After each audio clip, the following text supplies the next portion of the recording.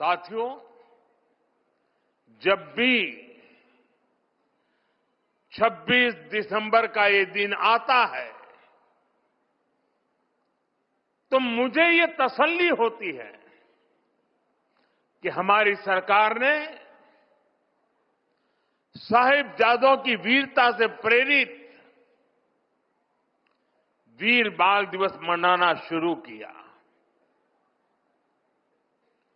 बीते 4 वर्षों में वीर बाल दिवस की नई परंपरा ने साहिबजादों की प्रेरणाओं को नई पीढ़ी तक पहुंचाया है। वीर बाल दिवस ने साहसी और प्रतिभावान युवाओं के निर्माण के लिए एक मंच भी तैयार किया है। हर साल जो बच्चे अलग अलग क्षेत्रों में देश के लिए कुछ कर दिखाते हैं, उन्हें प्रधानमंत्री राष्ट्रीय बाल पुरस्कार से सम्मानित किया जाता है। इस बार भी देश के अलग अलग हिस्सों से आए 20 बच्चों को ये पुरस्कार दिए गए हैं।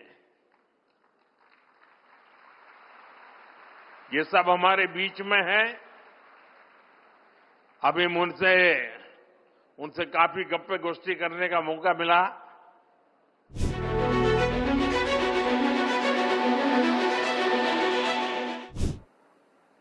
साथियों, गुलामी की मानसिकता से मुक्ति के इस अभियान की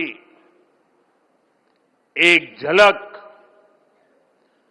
कुछ दिन पहले हमारे देश की पार्लियामेंट में भी दिखाई दी है। अभी संसद के शीतकालीन सत्र में सांसदों ने हिंदी और अंग्रेजी के अलावा दूसरी भारतीय भाषाओं में लगभग 160 भाषण दिए।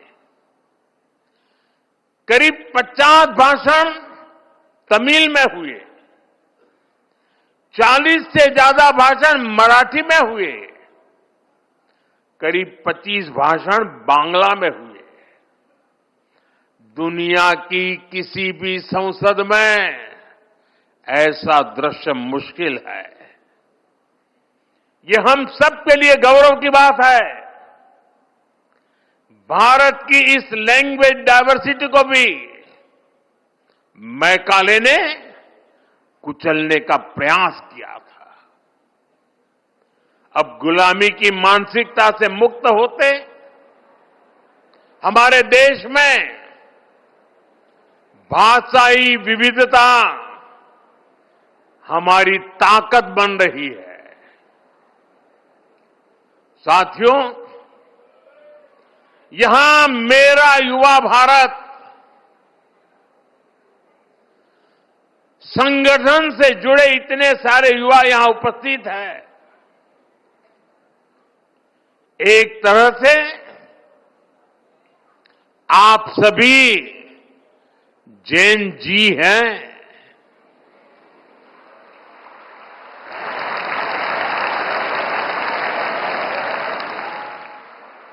जैन अल्फा भी है।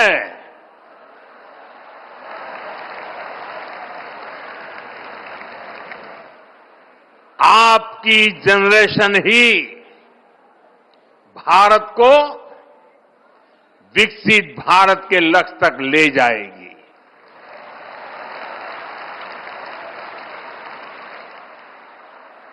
मैं जैन जी की योग्यता,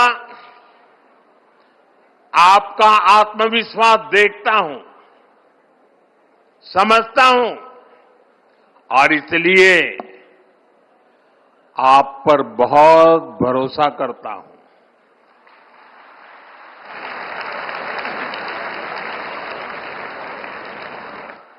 हमारे यहां कहा गया है, बालादपि ग्रहीतव्यम। युक्त मुक्तम मनीषी भी, अर्थात अगर छोटा बच्चा भी कोई बुद्धिमानी की बात करे तो उसे ग्रहण करना चाहिए।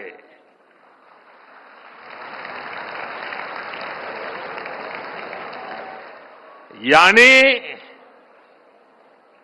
उम्र से कोई छोटा नहीं होता और कोई बड़ा भी नहीं होता।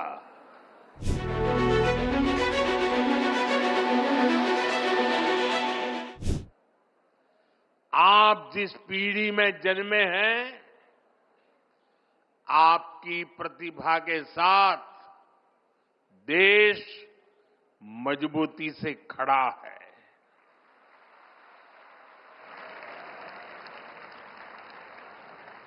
पहले युवा सपने देखने से भी डरते थे, क्योंकि पुरानी व्यवस्थाओं में ये माहौल बन गया था कि कुछ अच्छा हो ही नहीं सकता। चारों तरफ निराशा निराशा के वातावरण बना दिया गया था। लोगों को यहां तक लगने लगा कि भाई मेहनत करके क्या फायदा है।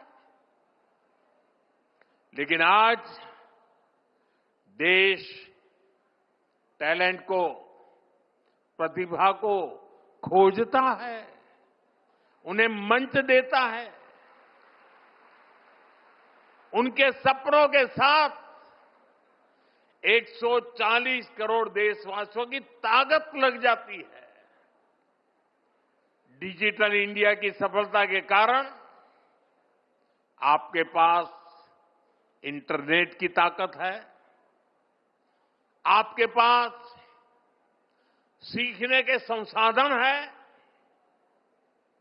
जो साइंस, टेक और स्टार्टअप वर्ल्ड में जाना चाहते हैं, उनके लिए स्टार्टअप इंडिया जैसे मिशन है। जो स्पोर्ट्स में आगे बढ़ रहे हैं, उनके लिए खेलो इंडिया मिशन है। अभी 2 ही दिन पहले मैंने सांसद खेल महोत्सव में भी हिस्सा लिया। ऐसे तमाम मंच आपको आगे बढ़ाने के लिए हैं। आपको बस फोकस रहना है और इसके लिए जरूरी है कि आप शॉर्ट टर्म पॉपुलैरिटी की चमक दमक में न फंसें। ये तब होगा जब आपकी सोच स्पष्ट होगी, जब आपके सिद्धांत स्पष्ट होंगे। और इसलिए आपको अपने आदर्शों से सीखना है, देश की महान विभूतियों से सीखना है। आपको अपनी सफलता को केवल अपने तक सीमित नहीं मानना है। आपका लक्ष्य होना चाहिए, आपकी सफलता देश की सफलता बननी चाहिए।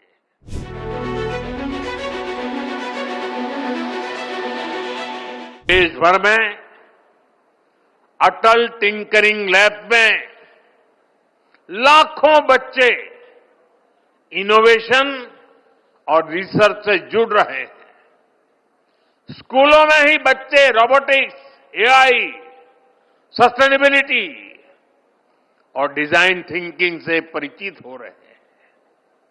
इन सारे प्रयासों के साथ ही राष्ट्रीय शिक्षा नीति में मातृभाषा में पढ़ाई का विकल्प दिया गया है।